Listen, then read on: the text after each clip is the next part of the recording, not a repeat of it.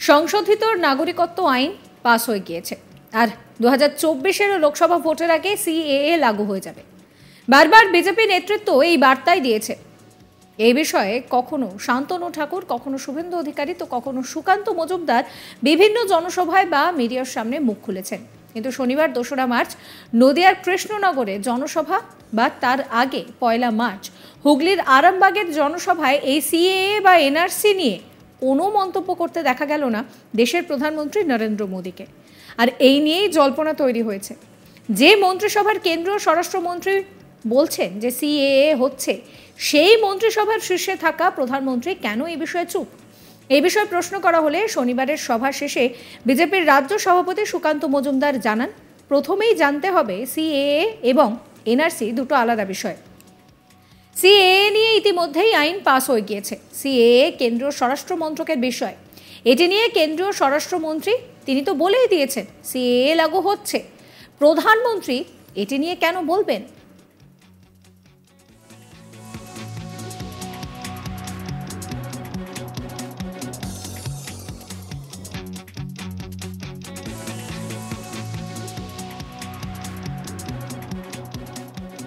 সুকান্ত মজুমদার বলছেন যে প্রথমে জানতে হবে যে সিএএ এবং এনআরসি দুটো আলাদা বিষয়।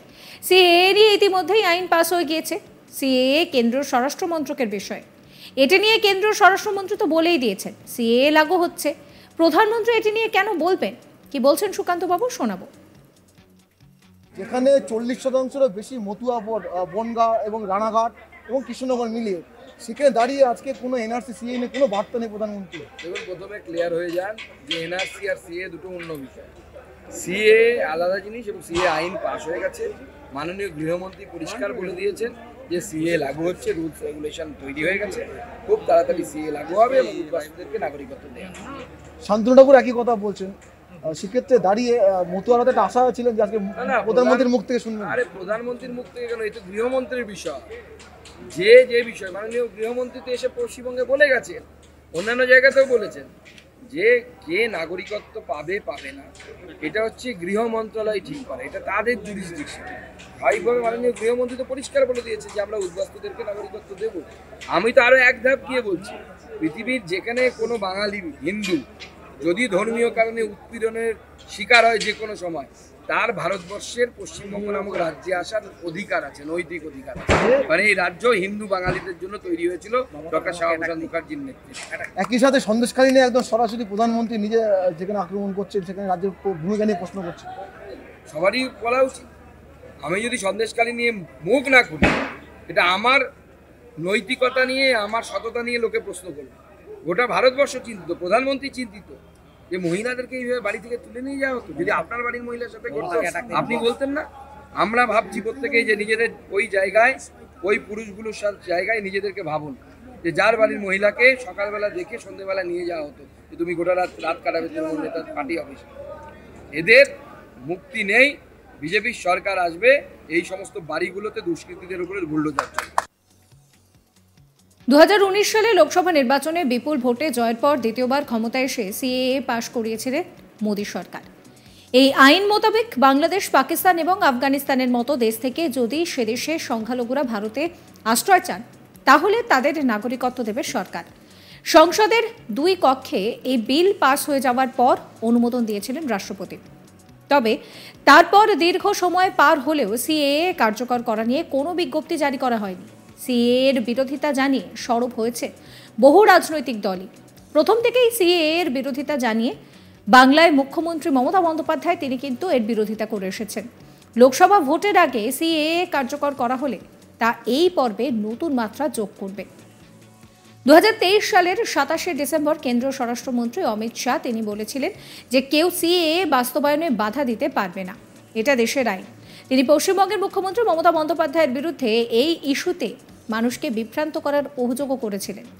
কলকাতায় একটি দলীয় সভায় ভাষণ দিতে গিয়ে অমিত শাহ বলেছিলেন যে সিএএ কার্যকর করা বিজেপির প্রতিশ্রুতি। প্রসঙ্গত, মমতা বন্দ্যোপাধ্যায়ের নেতৃত্বে তৃণমূল কংগ্রেস সিএএর বিরোধিতা করেছে। পশ্চিমবঙ্গের গত লোকসভা ও বিধানসভা নির্বাচনে সিএএ বাস্তবায়নের প্রতিশ্রুতি ছিল বিজেপির একটা প্রধান নির্বাচনী ইস্যু।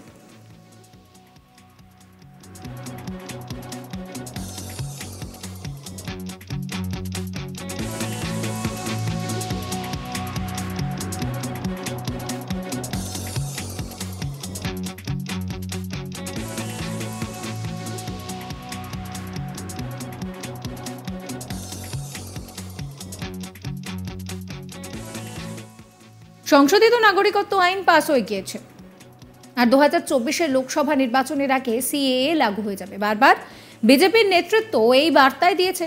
এই নিয়ে কখনো শান্তনু ঠাকুর থেকে শুরু করে কখনো শুভেন্দু অধিকারী, তো কখনো আবার সুকান্ত মজুমদার বিভিন্ন জনসভায় মুখ খুলেছেন এই নিয়ে। কিন্তু শনিবার 2রা মার্চ নদিয়ার কৃষ্ণনগরের জনসভা বা তার আগে 1লা মার্চ আরামবাগের সভায় কিন্তু সিএএ বা এনআরসি নিয়ে কিছুই বলেননি নরেন্দ্র মোদী। আর এই নিয়ে জল্পনা শুরু হয়েছে।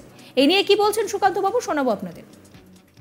এখানে 40%-এরও বেশি মতুয়া বনগাঁ এবং রানাঘাট এবং কৃষ্ণনগর মিলিয়ে, সেখানে দাঁড়িয়ে আজকে কোনো এনআরসি সিএ নিয়ে কোনো বার্তা নেই প্রধানমন্ত্রী। দেখুন, প্রথমে ক্লিয়ার হয়ে যান যে এনআরসি আর সিএ দুটো অন্য বিষয়। সিএ আলাদা জিনিস এবং সিএ আইন পাস হয়ে গেছে।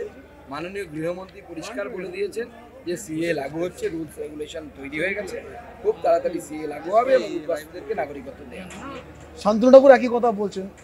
সেক্ষেত্রে দাঁড়িয়ে মতুয়ারা একটা আশা ছিলেন যে আজকে প্রধানমন্ত্রীর মুখ থেকে শুনবেন। আরে প্রধানমন্ত্রীর মুখ থেকে কেন, এটা গৃহমন্ত্রীর বিষয়। যে বিষয় মাননীয় গৃহমন্ত্রী তো এসে পশ্চিমবঙ্গে বলে গেছেন, অন্যান্য জায়গাতেও বলেছেন যে কে নাগরিকত্ব পাবে পাবে না এটা হচ্ছে গৃহ মন্ত্রণালয় ঠিক করে, এটা তাদের জুরিসডিকশন। স্বাভাবিকভাবে মাননীয় গৃহমন্ত্রী তো পরিষ্কার বলে দিয়েছে যে আমরা উদ্বাস্তুদেরকে নাগরিকত্ব দেব।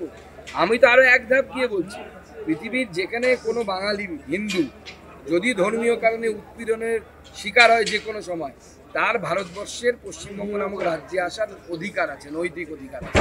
মানে এই রাজ্য হিন্দু বাঙালিদের জন্য তৈরি হয়েছিল ডক্টর শ্যামাপ্রসাদ মুখার্জির নেতৃত্বে। একই সাথে সন্দেশখালী নিয়ে একদম সরাসরি প্রধানমন্ত্রী নিজে যেখানে আক্রমণ করছেন, সেখানে রাজ্যের ভূমিকা নিয়ে প্রশ্ন করছে। সবারই বলা উচিত। আমি যদি সন্দেশখালী নিয়ে মুখ না খুলি, এটা আমার নৈতিকতা নিয়ে, আমার সততা নিয়ে লোকে প্রশ্ন করবে।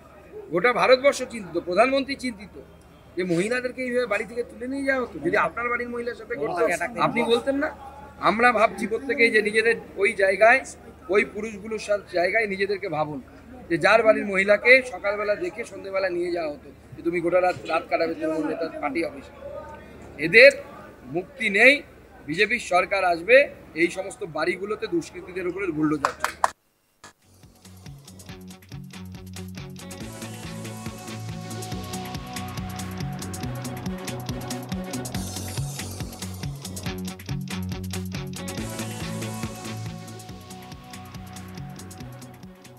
সাবস্ক্রাইব করবেন আজ তাক বাংলার ইউটিউব চ্যানেলকে, ফলো করতে ভুলবেন না আজ তাক বাংলার হোয়াটসঅ্যাপ চ্যানেলও।